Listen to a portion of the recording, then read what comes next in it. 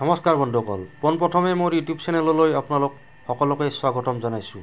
আজি এটা সৰু ভিডিঅ' লৈ আহিছোঁ, কিন্তু কথাখিনি অতিকৈ গুৰুত্বপূৰ্ণ হয়, সেয়েহে ভিডিঅ'টো আপোনালোকে সম্পূৰ্ণকৈ চাব বুলি আশা থাকিল। আজি ভিডিঅ'টোৰ বিষয় হৈছে জমাবন্দী।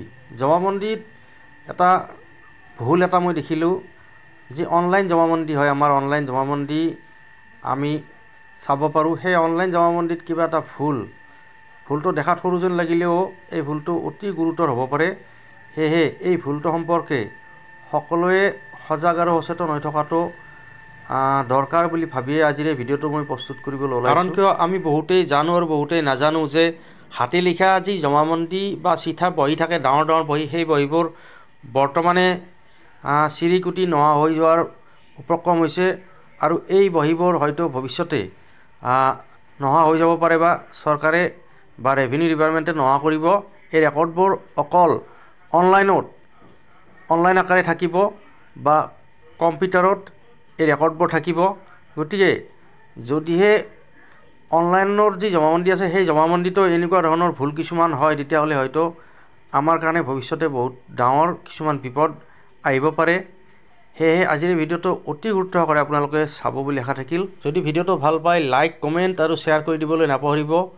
লগতে মাটি বাৰী সম্পৰ্কীয় এনেকুৱা ধৰণৰ ভিডিঅ' ভৱিষ্যতেও পাই থাকিবৰ কাৰণে আপোনালোকে চেনেলটো ছাবস্ক্ৰাইব কৰি ওচৰতে থকা বেল আইকনটো অল কৰি থ'বলৈ নাপাহৰিব।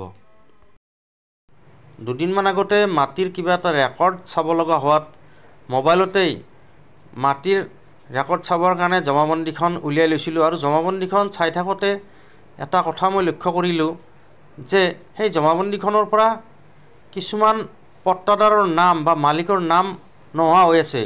সাধাৰণতে আমি যিমান দূৰ জানো, কোনো পট্টাদাৰৰ বা মালিকৰ নাম জমাবন্দীৰ পৰা একেবাৰে নোহোৱা হৈ বা হাইড হৈ নাযায়।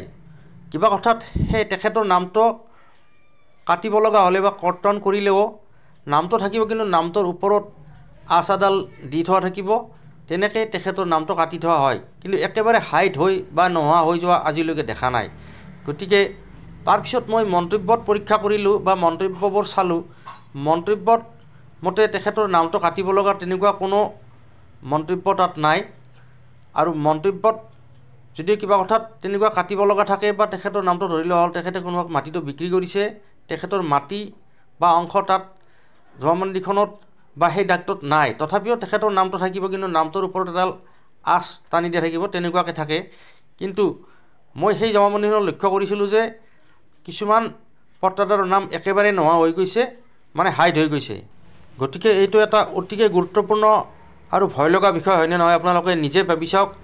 সেই মানুহজনৰ নামটো বা পট্টাদাৰৰ নামটো যদি জমাবন্দীখনৰ অনলাইন জমাবন্দীৰ নাথাকে আৰু তাৰ লগতে যদিহে যি হাতে লিখা জমাবন্দী বা চিঠা থাকে চাৰ্কুল অফিচত, সেই বহিবোৰৰ অৱস্থাটো বৰ্তমান জনাসকলে জানে, চিৰিকুটি একেবাৰে অৱস্থা নাই, বা তাতো যদি তেখেতৰ নামটো নোহোৱা হৈ আছে, তেতিয়াহ'লে সেই মানুহজনে তেখেতে যে সেই মাটিখিনিৰ মালিক হয় কেনেকৈ দাবী কৰিব বা কেনেকৈ ক্লেইম কৰিব, এইটো এটা অতিকৈ গুৰুত্বপূৰ্ণ বিষয় হয়।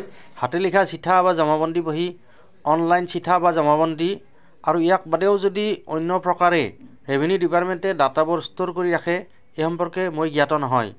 আৰু এইটো যি বিষয় জমাবন্দীৰ পৰা, অনলাইন জমাবন্দীৰ পৰা পট্টাদাৰৰ বা মালিকৰ নাম হাইড হৈ যোৱা বা নোহোৱা হৈ যোৱা, এই সম্পৰ্কে মই মণ্ডলৰ লগত কথা পাতিছিলোঁ। মণ্ডলে তেতিয়া কৈছিল যে এইটো এটা ছফ্টৱেৰ প্ৰব্লেম হ'ব পাৰে, কিন্তু মণ্ডল এই সম্পৰ্কত নিশ্চিত নহয়। এই বিষয়টো সম্পৰ্কত আপোনালোকৰ মতামত কমেণ্টত জনাব বুলি আশা থাকিল। আৰু এনেকুৱা ধৰণৰ অসুবিধা যদিহে কাৰোবাৰ হৈছে, তেওঁ কমেণ্ট কৰি জনাব বুলি আশা কৰিলোঁ।